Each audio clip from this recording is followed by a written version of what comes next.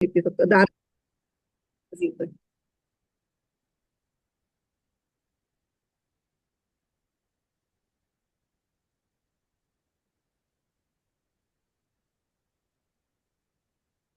हरिओम. आपल्या भगवद्गीतेच्या साप्ताहिक अभ्यास वर्गामध्ये सगळ्यांचं स्वागत. 5वा अध्याय सुरू आहे. त्याच्यामध्ये ज्ञानाच्या अंगाने कर्मयोग आपण आता शिकतो आहोत. कर्मयोगाची बरीच पुढची पायरी ही आहे. आपला 14-15 हे 2 श्लोक आपण एकत्रपणे पाहतोय. पण त्याचं उरलेलं विवेचन करण्यापूर्वी आपण आधी प्रार्थनेने सुरुवात करूयात नेहमीप्रमाणे. नारायणं नमस्कृत्य नरं चैव नरोत्तमं देवीं सरस्वतीं व्यासं ततो जयमुदीरये। वसुदेवसुतं देवं कंसचाणूरमर्दनं देवकी परमानन्दं कृष्णं वन्दे जगद्गुरुं। मूकं करोति वाचालं पङ्गुं लङ्घयते गिरिं यत्कृपातमहं वन्दे परमानन्दमाधवम्। हरिः ओम्। आपण आता जो सारांश ऐकला त्याच्यामध्ये आपण 3 गोष्टी ऐकल्यात. आपण तेवढी प्रकृतीची म्हणजे स्वभावाची जी शंकराचार्यांनी केलेली व्याख्या आहे ती पुन्हा एकदा बघूया. अविद्या लक्षणा प्रकृती ही माया. त्याच्यातलं अविद्या हा शब्द जीवाशी संबंधित आहे, प्रकृती हा जगताशी संबंधित आहे आणि माया हा शब्द ईश्वराशी संबंधित आहे असं मी सांगितलं. आणि अविद्या ही जीवाची उपाधी आहे आणि माया ही ईश्वराची उपाधी आहे. प्रकृती म्हणजे माया, प्रकृती आणि माया हे कधी कधी इंटरचेंजेबल किंवा त्याला समानार्थी शब्द असे सुद्धा वापरतात. तर मायेच्या ठिकाणी 2 शक्ती आहेत, एक आवरण शक्ती आणि दुसरी विक्षेप शक्ती. आवरण शक्ती ही तमोगुण प्रधान असते आणि विक्षेप शक्ती ही सत्वगुण प्रधान असते. त्यामुळे तमोगुण प्रधान शक्तीला अविद्या म्हणलं जातं आणि ती प्रत्येक जीवाच्या बुद्धीला आवरण घालते. परब्रह्माला आवरण कसं घालणार? परब्रह्म एवढं मोठं आहे, अज्ञान परब्रह्माला कसं झाकणार? पण आपण व्यवहारात सुद्धा असं म्हणतो प्रेस वेळेला की सूर्य ढगांनी झाकला गेलाय. सूर्य केवढा, ढग केवढा, तो काय त्या सूर्याला झाकणार? सूर्य आणि आपली दृष्टी ह्यांच्यामध्ये ढग आलाय, त्यामुळे सूर्याने आपल्या दृष्टीला झाकलंय, त्यामुळे ढगांनी आपल्या दृष्टीला झाकलंय, म्हणून आपल्याला सूर्य दिसत नाही असा त्याचा अर्थ असतो. बोलीभाषेत जरी आपण ढगांनी सूर्य झाकला गेला असं म्हणलं असलं तरी प्रत्यक्षात कोण कोणाला झाकतं हे आपल्या डोक्यात स्वच्छ पाहिजे. तसं अज्ञान हे आपल्या बुद्धीवर आवरण घालतं आणि त्यामुळे परब्रह्म आपल्याला परब्रह्म म्हणून दिसत नाही. मग ते काय दिसतं? तर ते जग म्हणून भासतं, जीव म्हणून भासतं आणि ही सगळी किमया ही मायेची आहे. विक्षेप शक्ती, जोपर्यंत अज्ञानाचं आवरण पडत नाही तोपर्यंत विक्षेप शक्ती एकटी काहीच करू शकत नाही. आधी आवरण पडावं लागतं, मग विक्षेप शक्ती जागृत होऊन सगळं सृष्टी निर्माण होते. सृष्टी निर्माण झालेली दिसते किंवा भासते, त्याला व्यावहारिक सत्ता नाहीच आहे. खरं म्हणजे ती सुद्धा प्रातिभासिकच सत्ता आहे. म्हणून ईश्वराची उपाधी ही माया आणि मायोपाधिक ईश्वर म्हणजे माया ही ज्याची उपाधी आहे असं परब्रह्म चैतन्याचं प्रतिबिंब बरं का. ते सुद्धा प्रत्यक्ष परब्रह्म नाहीच आहे. मायेत पडलेलं परब्रह्माचं चैतन्य हीच ईश्वराला सृष्टी निर्माण करण्याकरता पुरेशी शक्ती प्रदान करतं. प्रत्यक्ष परब्रह्म चैतन्याला कुठे धक्काच नाही लागलेला, कुठे स्पर्शच झालेला नाहीये, म्हणून त्याला निरंजन म्हणतात. कोणीही त्याच्यापर्यंत पोहोचू शकत नाही. तो मात्र सगळ्यांच्या पर्यंत आपल्या चैतन्याच्या प्रतिबिंबाच्या मार्फत सुद्धा इतका प्रभावीपणे पोचतो की प्रत्येक गोष्ट त्या चैतन्याच्या प्रकाशातच काम करते. तर उपाधी हा जो शब्द आपण वारंवार वाचतो आहोत तो आपण ती एक संकल्पना थोडीशी समजून घेऊ आणि मग आजच्या विवरणाकडे जाऊ. उपाधीमुळे काय होतं की मूळ वस्तूचं यथार्थ ज्ञान होत नाही, ती आहे त्याच्यापेक्षा वेगळीच वाटते. उपाधीच्या अनेक व्याख्या आहेत, त्याच्यातल्या फक्त आपण 2 व्याख्या बघणार आहोत. एक म्हणजे उपाधी जेव्हा मूळ वस्तूच्या सान्निध्यात येते तेव्हा उपाधी स्वतःचे जे काही गुणधर्म असतात ते त्या मूळ वस्तूवर आरोपित करते, म्हणजे ते त्याचेच आहेत असं भास निर्माण होतो. एक उदाहरण बघू म्हणजे चटकन क्लिअर होईल. एक लाल रंगाचं जास्वंदीचं फूल आहे, त्याच्यावर आपण जर पांढरा शुभ्र स्फटिक ठेवला तर तो स्फटिक लाल वाटतो. मग तो लाल रंग हा त्याचा उपाधिजन्य गुणधर्म आहे. लाल रंगाची उपाधी असल्यामुळे तो लाल दिसतो, पण तो लाल झालेला आहे का? नाहीये. असणं आणि दिसणं ते म्हणतात ना, काय दिसतं तसं नसतं म्हणून जग फसतं. ते अगदी खरं आहे. परमार्थतः ते खरं आहे. परमार्थतः म्हणजे ऍब्सोल्युटली ऍब्सोल्यूट ट्रूथ हेच आहे की जे दिसतंय ते नाहीच आहे, म्हणजे दिसत नाहीये ते आहे. आणि ते आहे हे कसं मानायचं हे आपल्याला कळत नाहीये. त्यामुळे सगळे आपण कन्फ्युज्ड आहोत. दुसरं, गुंतवळीवर जर स्फटिक ठेवला तर तो असा वेडावाकडा तुटल्यासारखा, चीर गेल्यासारखा दिसतो, पण तो प्रत्यक्ष तुटलेला नसतो. तर उपाधी हे असे आपले गुणधर्म त्या मूळ वस्तूवरती आरोपित करते. काही वेळेला विशेषण म्हणून पण उपाधी हे असते. म्हणजे आता उदाहरण देते, घटाकाश आणि मठाकाश ही टिपिकल वेदांतातली काही टिपिकल उदाहरणं आहेत. पण ती उदाहरणं इतकी सेल्फ एक्सप्लेनेटरी आहेत म्हणून, किंवा की उपयुक्त आहेत की ते स्वच्छ ती संकल्पना करायला ती मदत करतात. घटाकाश म्हणजे काय? घटामध्ये आत, घटाच्या आकारामध्ये जे आत पोकळी दिसते, अवकाश दिसते, मोकळी जागा, त्याला आपण घटाकाश म्हणतो. आणि मठाकाश म्हणजे एखादी खोली असेल, त्या खोलीच्या आत जे आकाश आहे त्याला आपण मठाकाश म्हणतो. म्हणजे घटाकाश वेगळं झालं, मठाकाश वेगळं झालं, बाहेरचं आकाश वेगळं झालं, असं झालंय का खरं म्हणजे? पण घट आकाश, घट हा अलीकडे लागल्यामुळे त्या विशेषणामुळे त्या आकाशाचा एक निराळा भाग झाल्यासारखा वाटला. मठ ही विशेषण लागल्यामुळे तो निराळा झाल्यासारखं वाटतं. प्रत्यक्षात सगळं आकाश एकच आहे. आकाशाचे तुकडे पण होऊ शकत नाही, ही गोष्ट आपल्याला माहितीये, तरीही आपण हे शब्द वापरतो. तसंच ते परब्रह्म चैतन्य जीवामध्ये आहे, पण प्रत्येक जीव निराळा दिसतो. मग प्रत्येकातला आत्मा वेगळा आहे असं आपण म्हणणार का? जसं इथे आकाश आणि आत्मा यांचं खूप एकमेकांशी, म्हणजे आत्म्याला जवळपासची कुठली, सगळ्यात जवळपासची कुठली उपमा असेल तर आकाशाची. व्याप्ती पण आहे किंवा सर्व समावेशकत्वही आहे. सगळ्या ठिकाणी आकाश पसरलेलं आहे, तसंच आत्मा प्रत्येक ठिकाणी पसरलेला आहे. आणि तो प्रत्येक जीवात निराळा वाटला तरी तो एकच आहे. ते आकाशाच्या उदाहरणावरून आपल्याला चटकन लक्षात येते. उपाधीमुळे वस्तू अनेक आहेत असं जे वाटतं ते हे अशा पद्धतीचं. विवेक चूडामणीमध्ये शंकराचार्यांनी एक व्याख्या दिली आहे उपाधीची. ती म्हणजे एकच वस्तू निरनिराळी मानण्यास जे कारण त्याचं नाव उपाधी. आता आपण जे बघितलं तेच. त्यामुळे एकच ब्रह्मतत्व हे भिन्न भिन्न शरीरांच्या उपाधीमधून कोणी कोणी प्राणी वाटतं, कोणी पक्षी वाटतं, कोणी वनस्पती वाटतं, कोणी भिकारी दिसेल, कोणी राजा दिसेल, पण प्रत्येकाच्या ठिकाणी परब्रह्मतत्व आहे. आपल्या रोजच्या व्यवहारामध्ये अजून बघायचं झालं तर आपले जे विविध नातेसंबंध असतात की ते सुद्धा आपल्या विविध उपाधी आहेत. आणि त्या प्रत्येक उपाधीनुरूप आपण त्या त्या नात्यांशी वेगवेगळ्या पद्धतीने वागत असतो. आई, मुलगी, बहीण, नणन, वहिनी, जाऊ, मैत्रीण, किंवा एखाद्या ठिकाणी बॉस, अशा विविध रूपामध्ये आपण एकच व्यक्ती असलो तरी त्या त्या उपाधीनुरूप आपल्याला वेगळं वेगळं वागायला लागतं. आपण जसं घरी वागू तसं आपण ऑफिसमध्ये वागू शकू का? आणि वागून चालेल का? वागू वागू शकायला आपण काही करू शकतो, पण चालेल का ते? तर नाही चालणार. ह्या त्या वेगळ्या पद्धतीने आपल्याला त्या त्या उपाधीला अनुरूप असं आपलं वागणं बोलणं असतं. किंवा एकच व्यक्ती वेगवेगळी कार्य करत असेल, की मी आता वाचन करते तर मी वाचक आहे, जर मी लेखन करत असेल तर मी लेखक आहे, मी बोलत असेल तर मी वक्ता आहे, मी प्रवचन ऐकताना मी श्रोता आहे. तेव्हा आपली जी जी भूमिका आहे त्या त्या भूमिकेतलं आपलं कार्य, म्हणजे ती ती भूमिका ही आपली त्या त्या वेळेची उपाधी आहे. आपण जे शिक्षणामध्ये विविध डिग्र्या मिळवतो की नाही, त्या पदव्या, त्या सुद्धा आपली एक प्रकारची उपाधीच आहे. त्या उपाधीमुळे आपल्यामध्ये काही बदल होतात. आपण जेव्हा एखाद्या विषयाचं ज्ञान ग्रहण करतो, मी डॉक्टरेट केली, पीएचडी केलं, तर त्या विषयाचं सखोल ज्ञान मला झालं तर माझ्या बुद्धीत काहीतरी परिवर्तन झालं त्या उपाधीमुळे. तर अशी ही उपाधी ही गोष्ट जी आहे ती मूळ वस्तूमध्ये बदल करणारी आहे. बऱ्याच वेळेला हे बदल तात्कालिक असतात आणि उपाधी वेगळी करून मूळ वस्तूचा विचार केला जाऊ शकतो. ही उपाधीचा आणखीन एक खासियत. ती कायम चिकटल्यासारखी वाटते.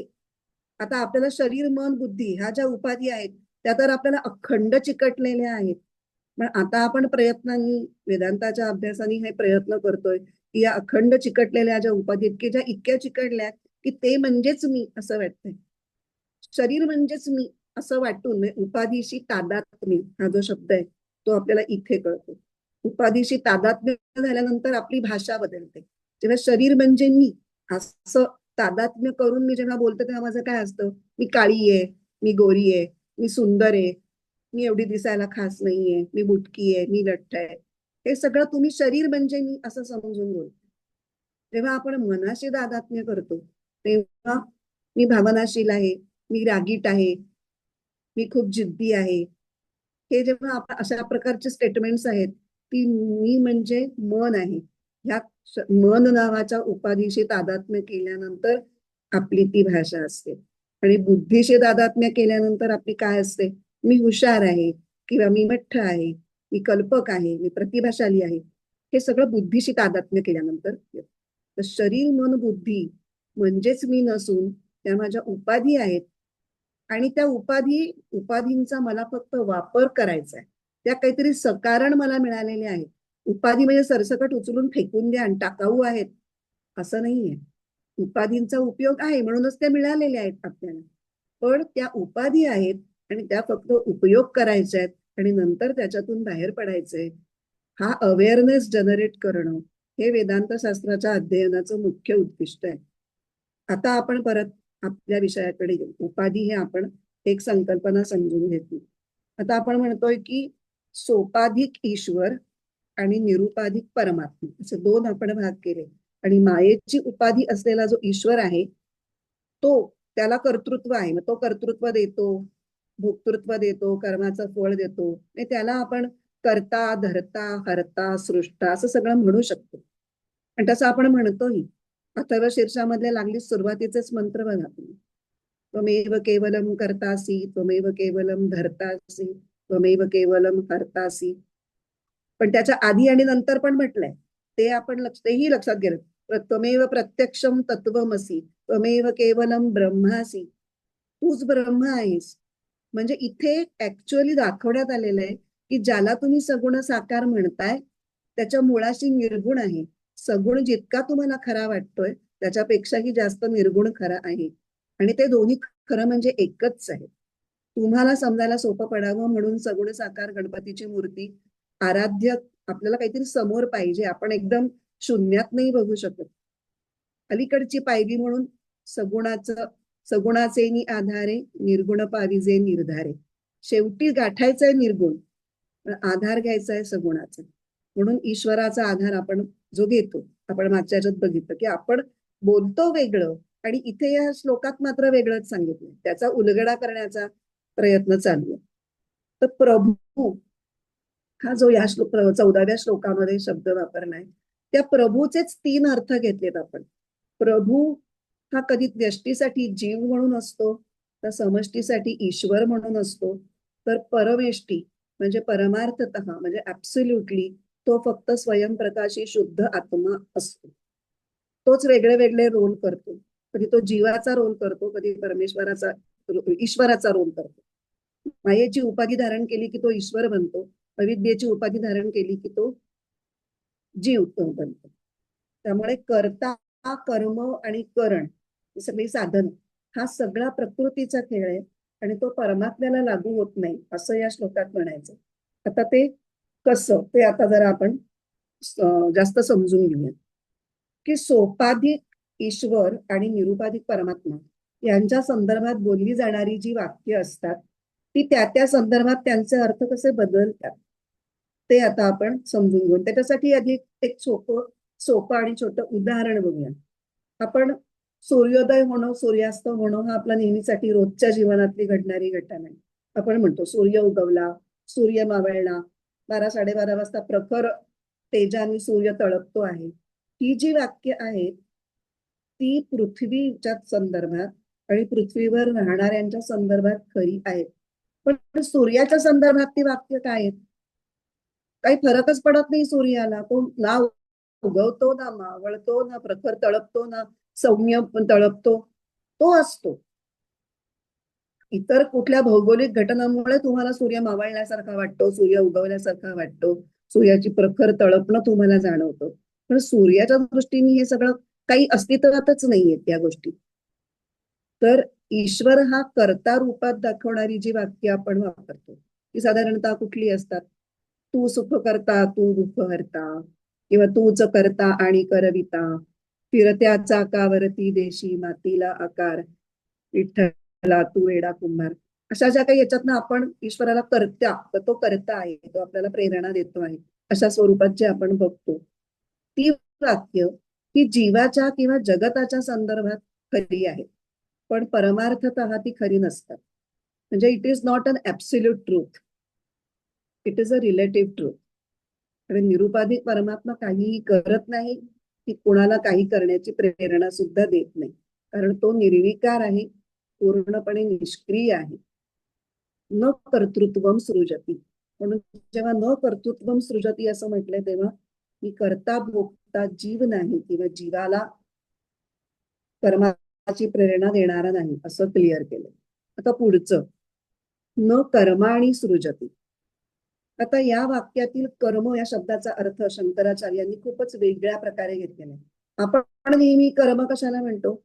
कुठलीही क्रिया जी अमुक अमुक मिळवण्यासाठी मी करतो आहे, म्हणजे कर्तृत्व भावनेनी आणि भोक्तृत्व भावनेनी केली गेलेली कुठलीही क्रिया, अशी आता आपल्याला कर्माची व्याख्या डोक्यात फिट बसलेली आहे. पण इथे कर्म कशाला म्हणतात? कर्तुः ईप्सित तमम कर्म, अशी कर्म या कारकाची व्याख्या जी व्याकरणकार पाणिनी यांनी केलेली आहे, ती व्याख्या शंकराचार्यांनी घेऊन इथे या संदर्भात लागू केलेली आहे. ती व्याख्या काय येते आधी आपण समजून घेऊ. कर्तु म्हणजे जो क्रिया करतोय त्या कर्त्याला जे अत्यंत तीव्रतेने इच्छिलेली गोष्ट आहे ते म्हणजे कर्म. त्याला इंग्लिशमध्ये पण ते फार पटकन स्पष्ट होईल. सब्जेक्ट आणि ऑब्जेक्ट असे आपण वापरतो शब्द. ऑब्जेक्ट ऑफ द ऍक्शन म्हणजे कर्म, की ते करण्यात ते हवंय म्हणून ती क्रिया केली जाते. आपण संस्कृत मध्ये दोन छोटी वाक्य उदाहरण म्हणून घेऊ. राम हा गृहम गच्छति, राम घरी जातो. जाण्याची क्रिया कशासाठी आहे? घर गाठण्यासाठी आहे. घरी पोचणं ही त्याची इप्सिततम आहे, म्हणून घर हे कर्म आहे त्या क्रियेचं. गच्छति या क्रियेचं कर्म घर आहे. किंवा कृष्ण हा आम्रफलम खादती, खाणे. कृष्ण हे आंब्याचं फळ खात आहे, खाणे याच्यासाठी आंबा हवा आहे, म्हणून ती खाण्याची क्रियेचं ऑब्जेक्ट ते आहे. तर हा जर विशेष अर्थ आपण या संदर्भात लागू केला तर मग कर्माचा काय अर्थ होतो? विविध पदार्थ किंवा वस्तू. आणि मग प्रभू कर्माणी न सृजती, इथे या श्लोकात जे म्हटलंय त्याचा अर्थ प्रभूने सृष्टी आणि सृष्टीतील विविध पदार्थ निर्माण केलेले नाही.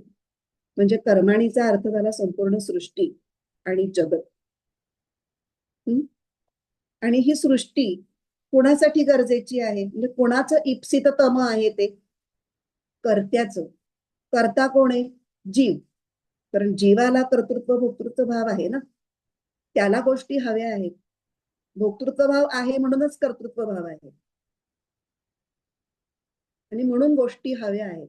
आणि सगळ्याच आपल्या दर्शनांनी ही गोष्ट सांगितलेली आहे की सृष्टीचं प्रयोजन जे आहे ते कर्त्याला त्याच्या कर्मांचं फळ देणं हे सृष्टीचं प्रयोजन आहे.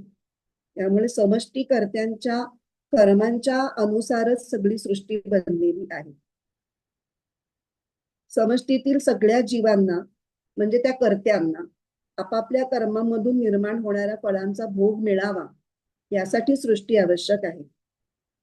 आणि ह्याच्यामध्ये सृष्टीमध्ये जसे पदार्थ आहेत तशी विविध शरीर दोन्ही आहेत. वस्तू पदार्थ आणि जीवांचे 4 प्रकार निर्माण केलेले आहेत. कुठले आहेत ते? कारण भोग घ्यायचा असेल तर तो भोग घेण्यासाठी अनुकूल असं शरीर पण हवं, नाहीतर भोग घेता येणार नाही. नुसत्या सूक्ष्म शरीराने भोग घेता येईल का? नाहीतर मग पुनर्जन्म आलाच नसता. सूक्ष्म शरीर जोपर्यंत स्थूल शरीराशी जाऊन जोडलं जात नाही तोपर्यंत त्याला भोग घेणं शक्य नाही. त्याच्या वासनापूर्तीसाठी तो पुढचा जन्म घेतो, त्याला स्थूल शरीर मिळावंच लागतं. आणि कुठलं स्थूल शरीर मिळणार त्याला? हे त्याच्या कर्मांवरती अवलंबून असतं. मग ही सगळी सृष्टी पाहिजे ना, ते सगळं अवेलेबल पाहिजे ना, हे सगळं घडून येईना. म्हणून 4 प्रकारची शरीर निर्माण केलेली आहेत. कुठली? उद्भिज्ज, अंडज, स्वेदज आणि जारज अशी 4 प्रकारची शरीर निर्माण केलेली आहेत ब्रह्मांडामध्ये. तशीच 14 भुवन निर्माण केलेली आहेत ब्रह्मांडामध्ये. 7 म्हणजे पृथ्वी लोकाच्या वर 7 लोक, पृथ्वी लोकाच्या खाली 7 लोक, असे जे आहेत ते 14 भुवन. कारण प्रत्येकच कोणाची कर्म चांगली असतील, कोणाची वाईट असतील. चांगली असतील तर त्याला वरच्या लोकात पाठवलं पाहिजे, वाईट असतील तर त्याला खालच्या लोकात पाठवलं पाहिजे. आणि पृथ्वीवर जन्म झाला तर ह्या 4 कुठलं तरी शरीर मिळालं पाहिजे. उद्भिज्ज म्हणजे जे जमीन फोडून बाहेर पडतं ते म्हणजे वनस्पतींचं शरीर. अंडज म्हणजे अंड्यातून जे बाहेर पडतात ते पक्षी. स्वेदज म्हणजे जे घामामधून निर्माण होतात ते कीटक, उवा, लिखा किंवा तत्सम, ढेकूण अशा स्वरूपाचे किडे. आणि जारज म्हणजे वारेमधून निर्माण होतात ते, म्हणजे प्राण्यामधून प्राणी. मनुष्याचं म्हणजे शरीर हे जारज आहे. वारेला काय म्हणतात? एक शब्द आहे, तो मला आता आठवत नाही.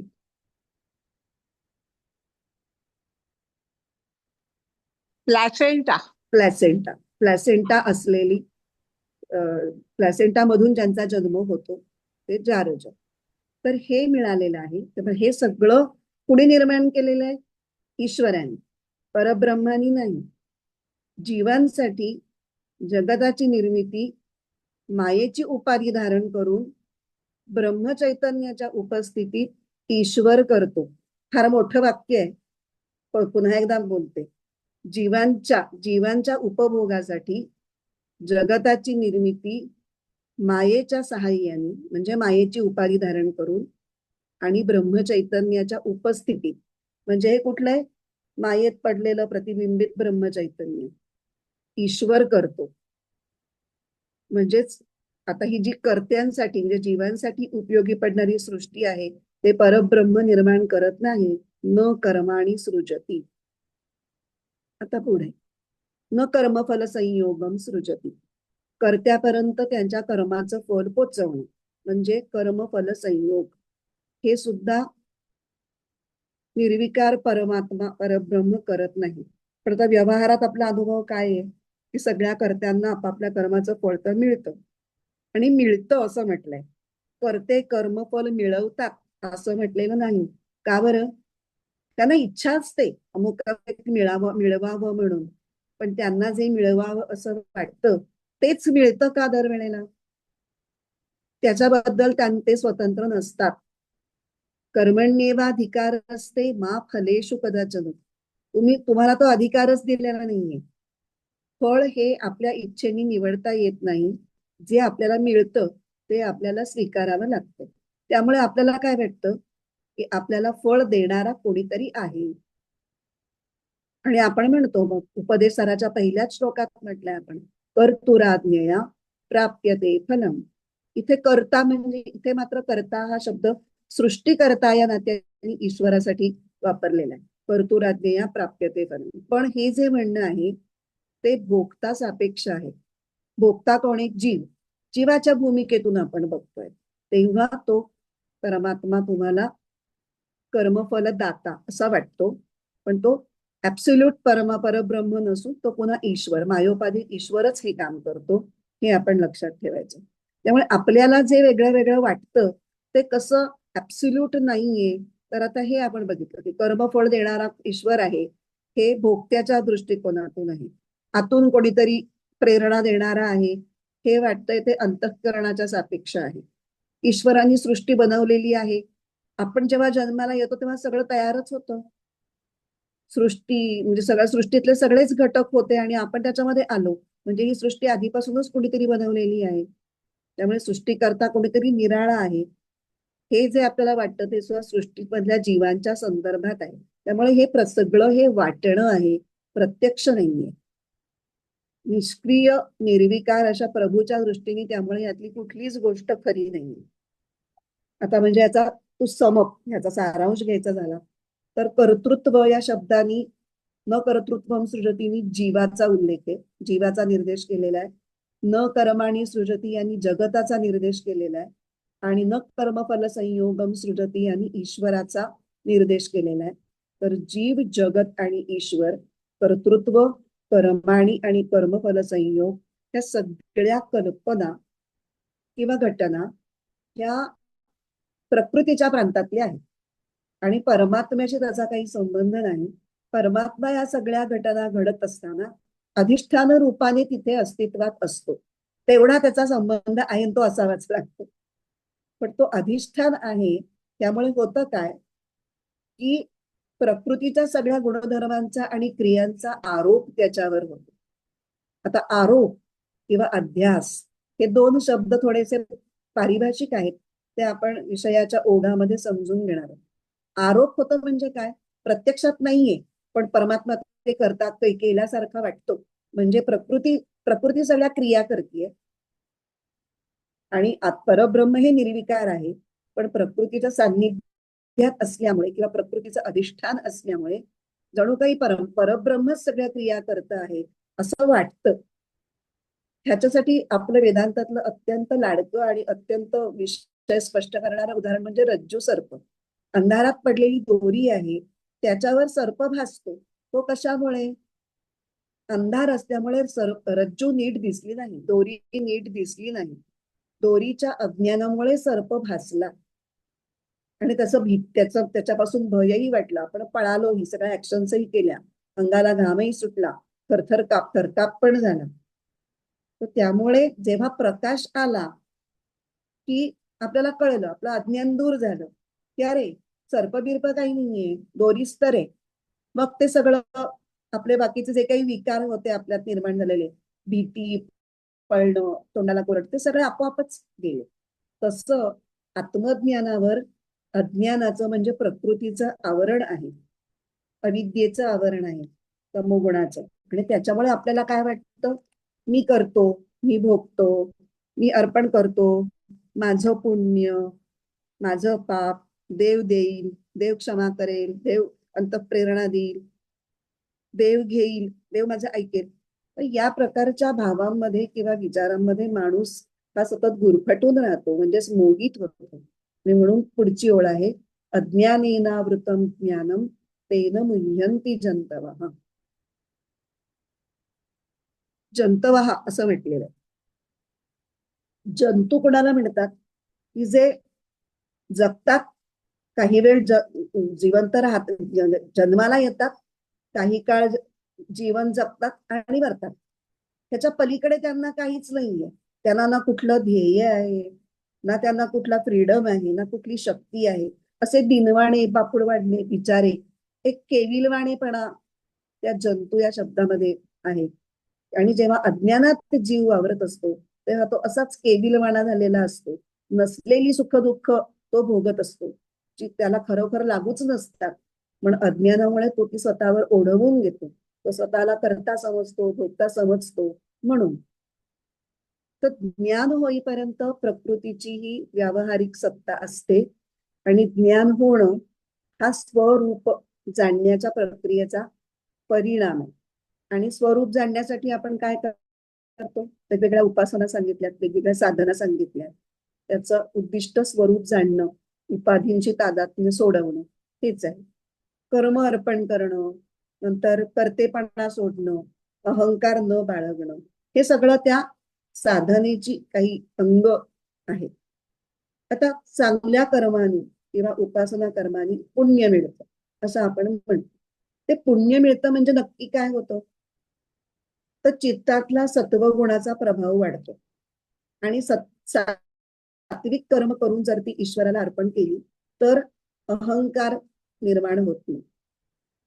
पण आता हे पुण्य होतं म्हणजे काय, पुण्य मिळतं म्हणजे हे होतं, सत्वगुण वाढतो, हे पॉझिटिव्ह साईडनी. अहंकार निर्माण होत नाही, हे अन्वय व्यतिरेक ज्याला म्हणतो आपण. तर तत्वस्वरूप ईश्वराला ते पुण्य मिळत नाही किंवा तो ते पुण्य घेत नाही. ते पुण्य कुणाला मिळतं, प्रकृतीलाच मिळतं. आणि त्याचा परिणाम किंवा फळ काय असतं, तर अंतःकरण शुद्ध होतं. अंतःकरण हे पुन्हा प्रकृतीच्या प्रांतात येतं. म्हणून आपण म्हणतोय की ते पुण्य अंतःकरणाला मिळतं. आणि त्याचा प्रभाव म्हणून अंतःकरणाची शुद्धी होते. तत्वात काहीच बदल होत नाही, प्रकृतीत बदल होतो आणि अंतःकरण शुद्ध झाल्यामुळे त्या अंतःकरणामध्ये ईश्वराच्या अस्तित्वाची जाणीव ही अधिक स्पष्ट होऊ शकते.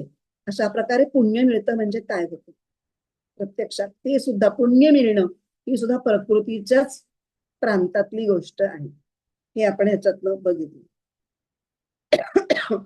आता 14व्या आणि 15व्या श्लोकामध्ये, 14व्यामध्ये प्रभू म्हटलंय या परब्रह्माला आणि 15व्यामध्ये विभू म्हटलंय. तर त्याचं प्रभू आणि विभू या शब्दांचं थोडस आपण चिंतन करूया. प्रभू म्हणजे प्रभवनशील किंवा ज्याचा प्रभाव टाळता येत नाही असा. आता कसा परब्रह्माचा प्रभाव कसा काय टाळता येईल, कारण चैतन्याच्या उपस्थितीशिवाय काहीच होणार नाहीये. आपण मगाचं ते मोठं वाक्य परत एकदा म्हणूयात. चैतन्य स्वरूप परमात्म्याच्या अधिष्ठान रूप उपस्थितीमध्ये मायेच्या प्रभावाने संपूर्ण जगत आणि जगातील जीव भासतात. म्हणजे सृष्टी निर्मितीच्या संपूर्ण प्रक्रियेला ऊर्जा देणारा किंवा त्याचा आधारभूत असा जो परमात्मा आहे, त्याचा प्रभाव हा प्रत्येक गोष्टीत प्रत्येक क्षणी राहणारच आहे. आणि त्यामुळे परमात्मा कसा आहे, सच्चित आनंद रूप आहे. आणि परमात्म्याच्या या धर्मांचा अध्यास, तर पुन्हा तो मगाचा शब्द आला आरोप किंवा अध्यास, तर परमात्म्याच्या या धर्मांचा अध्यास हा सृष्टीतल्या सर्व पदार्थांवर होतो. आणि त्याच्यामुळे काय होतं, सृष्टी खरं म्हणजे अस्तित्वात नाही, पण ती सद्रूप भासते आणि त्यामुळे ती चित या गुणाच्या अध्यासामुळे ती जाणवते, तिचा अनुभव घेता येतो आणि सृष्टीतल्या प्रत्येक पदार्थाला त्याचं म्हणून एक जाणीव तत्व आहे किंवा त्याच्या जीवनाला, त्या प्रत्येक जीवाला, बारक्यासारख्या जीवाला सुद्धा त्याचं जीवन व्यवस्थित चालेल इतपत ज्ञानशक्ती दिलेली आहे. ती ते चिद्रूपाचं अध्यास आहे. मुंगीला साखर कुठे पडली हे कोणी जाऊन सांगतं का? आपोआप मुंग्या तिथे येतात. कसं कळतं त्यांना? चित शक्ती दिलेली आहे परमेश्वराने, त्याचा अभ्यास झालेला आहे त्या जीवामध्ये. त्यामुळे आणि आनंदामुळे तो प्रत्येक जीव आनंदात असतो आणि आनंदातूनच तो निर्माण होतो. जीवनात आनंद असल्यामुळेच तो जगतो आणि मरण्यातही आनंदच असतो. खरं म्हणजे तर आपल्याला हे स्टेटमेंट नाही पटणार, कारण मरण म्हणजे काहीतरी भीतीदायक किंवा टाळण्याजोगी गोष्ट असं आपल्याला वाटतं. पण थोडा विचार केला तर आपल्याला पटेल की जर आपण खरंच कायम जगत राहिलो तर एक एक क्षण असा येईल की नको आता हे जगणं, बास, सोडवा म्हणून. आणि असे बघितले तर का लोकांनी की जे आता खरी जीवनाला कंटाळलेत आणि मरणाची वाट बघतायत.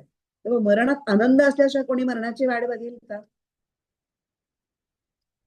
तैत्तिरीय उपनिषदामध्ये हे वाक्य आलेलं आहे की आनंदामधूनच जीवांची निर्मिती होते, आनंदामुळेच ते जगतात आणि आनंदामध्येच ते विलीन होतात आणि ते आनंद म्हणजेच परब्रह्म.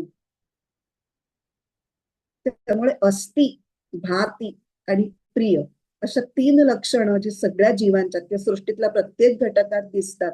अस्तित्व, जाणण्याची शक्ती आणि प्रियत्व, हे या रूपानं सृष्टीतल्या प्रत्येक पदार्थामध्ये परमात्म्याचा प्रभाव दिसतो. आपण प्रभू या शब्दावर चिंतन करतोय. प्रभू म्हणजे प्रभाव असणं, प्रभाव न टाळता येण्याजोगा प्रभाव असणं. तो सृष्टीतल्या प्रत्येक घटकात कसा दिसतो, तर या रूपाने दिसतो. आता इथे आपण परत एकदा अध्यास शब्द वापरला आणि मागे पण आपण वापरला होता, फक्त मागे आपण एक्झॅक्टली उलट बोललो होतो.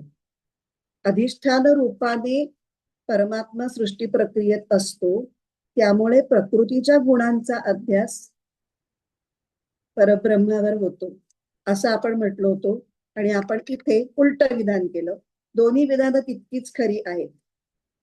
अधिष्ठान रूपानेच परब्रह्म आहे आणि त्यामुळे अधिष्ठान म्हणून असलेल्या परब्रह्माच्या गुणधर्मांचा अभ्यास सृष्टीवर झालेला आहे. तर ह्याला काय म्हणतात? अन्योन्याध्यास. अन्योन्याध्यास, एकाचा दोघ जण जवळ आले त्यामुळे एकाचे गुणधर्म दुसऱ्यावर, दुसऱ्याचे गुणधर्म पहिल्यावर. त्याचं एक व्यावहारिक उदाहरण पाहू म्हणजे ते जास्त पटेल. लोखंडाचा एक गोल आकाराचा गोळा, तो जर अग्नीत तापवला तर तो लाल गुंद दिसतो. तर लोखंड आणि उष्ण होतो आणि लाल गुंद दिसतो. तर अग्नीचा लाल रंग आणि अग्नीची उष्णता हे गुणधर्म त्या लोखंडाने घेतले आणि लोखंडाचा जो आकार आहे तो अग्नीने घेतला. अग्नीला काही स्वतःचा आकार होता का? नव्हता. तो लोखंडाने त्याला दिला आणि लोखंडाला उष्णता आणि लाल रंग होता का? तो अग्नीने दिला. असा अन्योन्याध्यास झालेला आहे आणि तो संपूर्ण जगात झाल्यामुळे आपला सगळा गोंधळ किंवा आपल्या ज्या समजुती आहेत असं समजतो. काय होतं अन्योन्याध्यासामुळे? तर सृष्टी खरं म्हणजे जड आहे. सृष्टी त्रिगुणांनी बनलेली आहे, सत्व रज तमो. पण ती जड सृष्टी ही परमात्म्याच्या गुणांचा अध्यास झाल्यामुळे चेतन वाटते. आणि दुसऱ्या बाजूला निष्क्रिय आणि निर्विकार असं परब्रह्म चैतन्य हे क्रियाशील वाटतं आणि म्हणून आपण सगळे फसलेलो आहोत, भुललेलो आहोत. इथे आता प्रभू शब्दाचं झालं. आता पुढे विभू शब्द. विभू म्हणजे व्यापक किंवा विविधम भवती या, म्हणजे जो वेगवेगळ्या रूपात स्वतःला प्रकट करण्याचं सामर्थ्य ठेवतो तो. त्यालाच ज्ञानेश्वर महाराज चिदविलास असं म्हणतात. एकच चित शक्ती वेगवेगळ्या रूपामध्ये विलसते, भासते. त्याला विलसणे असा शब्द वापरला. आता इथे आपण श्लोक 14 आणि श्लोक 15च्या ज्ञानेश्वरीतल्या ओव्या वाचूया. त्या ओव्यांच्या संदर्भात पण मी काही थोडस वेदांतातले कन्सेप्ट सांगायचा प्रयत्न करणार आहे.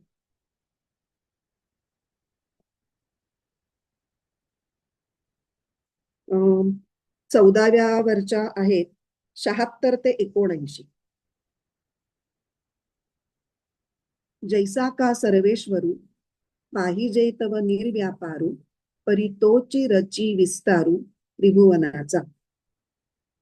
जर का जगदादी बीज परमेश्वराचा विचार केला तर तो अकर्ताच ठरतो, परंतु त्यानेच मायोपाधीने हा त्रिभुवनाचा पसारा विस्तारला आहे.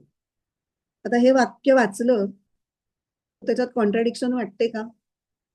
तो अकर्ताच ठरतो पण त्यानेच मायोपाधीने हा त्रिभुवनाचा पसारा विस्तारलेला आहे. आणि करता ऐसे म्हणिते तरी कवणे कर्मी न शिंपे, जे हातू पावो न लिंपे उदास वृत्तीचा. आणि जर त्याला करता असं म्हणावं तर त्याला कर्माचा संपर्कही होत नाही, कारण त्याच्या तटस्थ वृत्तीच्या हातापायाला कधीच मळ लागत नाही. म्हणजे अकर्ता म्हणला तर करता आहे, करता म्हणावा तर त्याला त्याचा काही कर्माचा संबंधच दिसत नाही. योग निद्रा तरी न मोडे, अकर्तेपणा सळू न पडे, परी महाभूतांचे दळवाडे उभारी भले. त्याची योगनिद्रा कधीच चालवत नाही व अकर्तेपणाचीही डळमळ होत नाही, तरी पण तोच या पंचमहाभूतांचा हा डौलदार व्यूह रचतो. जगाच्या जीवी आहे परी कवणाचा कही नोहे, जगची हे होय जाये तो शुद्धीही निघणे. तो जगाचा जीवच आहे. तो असल्याशिवाय कुठलाही जीव म्हणून वावरूच शकणार नाही. तो जगाचा जीवच आहे, तरी पण कोणाच्याही कह्यात कधीही नाही. हे जग होते जाते पण त्याची वार्ता त्याच्या गावीही नसते. इथे हे असं का होत आहे? म्हणजे हे सगळं करणारा असूनही तो करणारा नाही आणि त्याला जगाचं बीज कारण म्हणतात, म्हणजे मूळ कारण म्हणतात, आणि तरीही तो सगळ्यापासून नामानिराळा आहे आणि अकरत आहे. हे कॉन्ट्राडिक्शन काय आहे? तर कुठलीही गोष्ट त्याला कार्य कारण भाव म्हणतात, की कारणापासून कार्य कसं निर्माण होतं हे कार्य कारण भाव एक्सप्लेन करणारे काही फिलॉसॉफीज आहेत, त्याला वाद असं म्हणतात. तर जे 3 वाद आहेत त्यातला एक आहे आरंभवाद. आरंभवाद असं सांगतो की कारणापासून तेव्हा कार्य उत्पन्न होतं, तेव्हा कारणाचा नाश होतो. साधं आपल्या स्वयंपाकघरातलं उदाहरण, जर आपण काही कडधान्य भिजत घातलंय, कधी बी पेरली तर त्याला अंकुर येतो. तर अंकुर येऊन त्याचं झाड व्हायला लागल्यानंतर बी नष्ट होते एका पॉइंटात. जसजशी झाडाची वाढ होत जाते त्या जीवाची, तसं तसं बीचं अस्तित्व नष्ट होत जातं. हा झाला आरंभवाद. म्हणजे कार्य आल्यानंतर कारण संपलं. दुसरा आहे परिणामवाद. कारणापासून कार्य उत्पन्न होण्यासाठी कारणामध्ये काहीतरी परिवर्तन होतं. पूर्ण नष्ट नाही होत ते, पण त्याचे गुणधर्म बदलतात, त्याचं स्वरूप बदलतं. हे पण पुन्हा स्वयंपाकघरातलंच उदाहरण आहे. दुधाचं दही विरजणे. दुधाला विरजण लावून दही जेव्हा होतं, दूध हे कारण, दही हे कार्य. पण दुधाच्या आणि दह्याच्या प्रॉपर्टीज मध्ये किती फरक आहे की नाही? तर हा झाला परिणामवाद. पण सृष्टी जी निर्माण झाली परब्रह्म चैतन्यापासून, त्याच्यामध्ये परब्रह्म ना नाश पावलंय ना त्याच्यामध्ये काही बदल घडलाय. मग हे कसं घडलं? तर ते ज्या पद्धतीने घडलं त्याला म्हणायचं विवर्तवाद. विवर्तवाद म्हणजे म्हणून म्हणतात की परब्रह्मावर सृष्टीचा विवर्त भासतो. जसा दोरीवर सर्प भासतो. दोरीवर सर्प निर्माण झाला तो फक्त काल्पनिक आहे. त्याच्यामध्ये दोरीचा नाश झाला का? दोरीत खरोखरच काही बदल झाला का? काहीच घडलं नाही. तरीही सर्प निर्माण झाला का? झाला.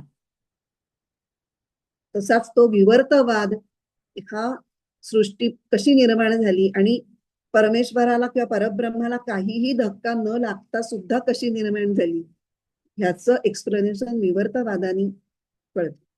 अजून एक गोष्ट की जेव्हा एखाद्या गोष्टीची निर्मिती करायची असते, कुठलंही एखादं कार्य घडायचं असेल, तर त्याला दोन प्रकारची कारणं लागतात. एक उपादान कारण आणि दुसरं निमित्त कारण. उपादान कारण हे जड असतं आणि निमित्त कारण हे चेतन असतं. आधी व्यवहारातलं उदाहरण बघू. कुंभाराला मडकं बनवायचं आहे, म्हणजे मडकं हे कार्य असं धरलं एखादा माठ, तर त्याचं उपादान कारण म्हणजे त्याचं रॉ मटेरियल, पाणी नंतर माती, हे त्याचं उपादान कारण. आणि चेतन कारण म्हणजे निमित्त कारण म्हणजे चेतन कुंभार. कुंभार असला तरच त्या उपादान कारणाचा वापर करून तो ते मडकं बनवू शकतो. आता आपल्या या सृष्टी या कार्याच्या बाबतीत उपादान कारण काय आहे आणि निमित्त कारण काय आहे? उपादान कारण आहे प्रकृती किंवा माया. सत्व रज तम हे उपादान कारण आहे, रॉ मटेरियल आहे. आणि निमित्त कारण काय आहे? मायेची विक्षेप शक्ती.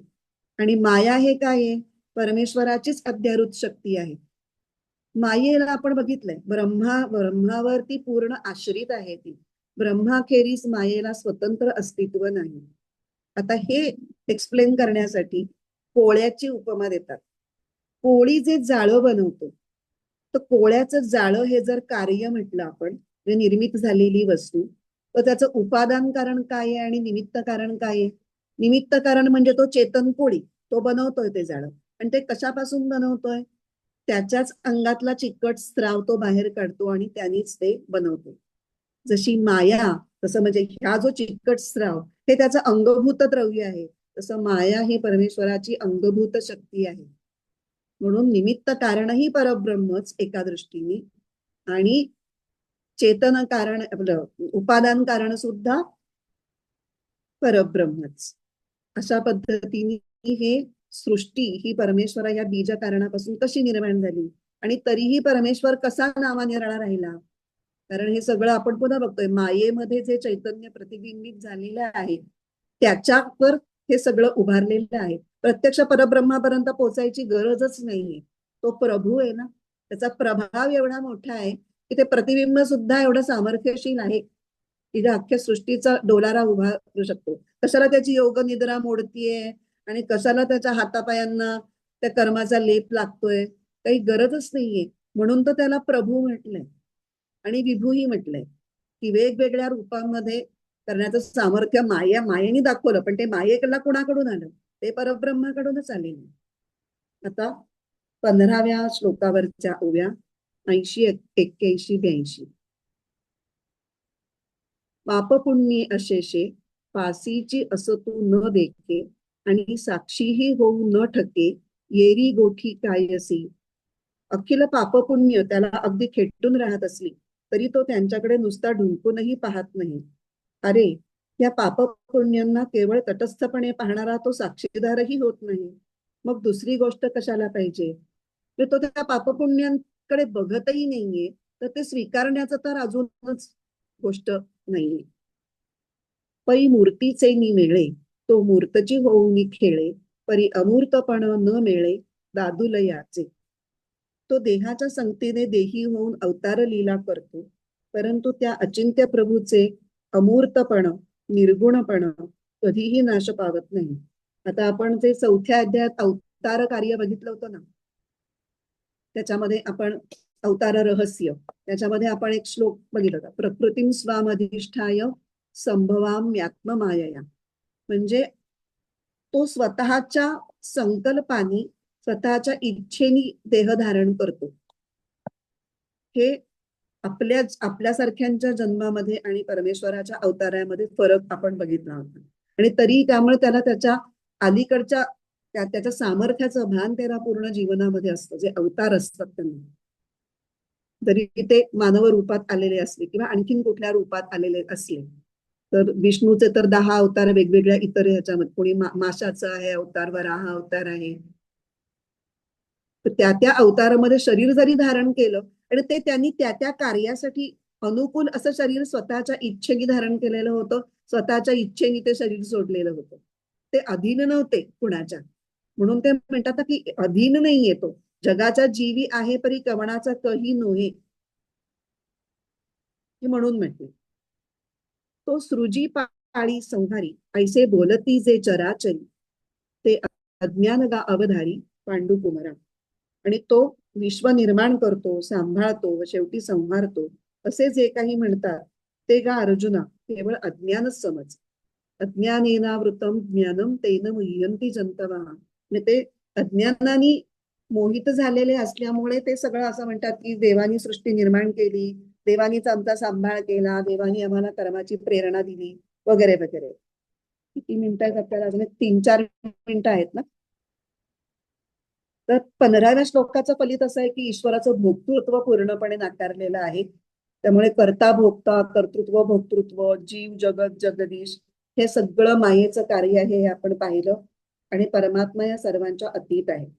तर 15व्या श्लोकामधली जी पहिली ओळ आहे, नादत्ते कस्यचित पापम नचैव सुकृतम विभू, हे वाचताना आत्मषटकम किंवा निर्वाण षटकम ही जी शंकराचार्यांची रचना आहे, त्याच्यातला 4था श्लोक मला खूप त्याची मला आठवण झाली.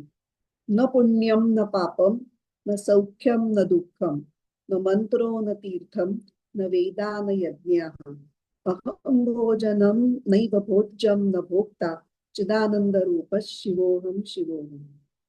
पुण्य आणि पाप कर्म सांगितलेली आहे. त्या कर्मांची फळं आहेत सुख आणि दुःख.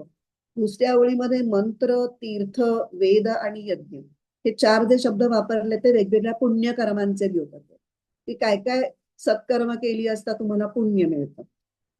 पण तिसरी जी ओळ आहे ती याच्यासाठी आपल्याला जास्त महत्वाची आहे. अहम भोजनम नैव भोज्यम न भोक्ता. मी भोगता नाहीये. मी भोग घेण्याची क्रिया करत नाहीये आणि भोग घेण्यास योग्य गोष्टही मी नाहीये. आता आपण हेच बघितलं, भोज्य म्हणजे काय, जगत. सगळं उपभोग आपण जगताच्या विविध पदार्थांमधून घेतो आहोत. मी ते नाही. मी भोगता नाही म्हणजे मी जीव नाही. आणि मी भोजन घेण्याची क्रिया होऊ शकत नाही, कारण चिदानंद रूप शिवोहम शिवोहम. मी जर शिव झालेलो आहे, आणि तो शिव कसा आहे, शिव हा शब्द इथे परब्रह्मासाठी वापरलेला आहे. सच्चित आनंद रूप, त्याच्याशी जर मी एकरूप झालेलो आहे, तर मी आता भोग कसा घेणार. मी जर मला आनंद हवा आहे, मला आनंदासाठी अमुक अमुक गोष्ट मिळाली की मी आनंदी होणार आहे, हे कुठपर्यंत, जोपर्यंत तुम्ही जीव म्हणून जगता आहात तोपर्यंत. या गोष्टीत आनंद आहे, त्या गोष्टीचा उपभोग घेतला की मला आनंद मिळेल. पण मी जर आता शिव झालो असेल, इथे पूर्ण अद्वैत मांडले, जोपर्यंत तुम्ही द्वैतात आहात तोपर्यंत ह्या सगळ्या त्रिपुटी आहेत.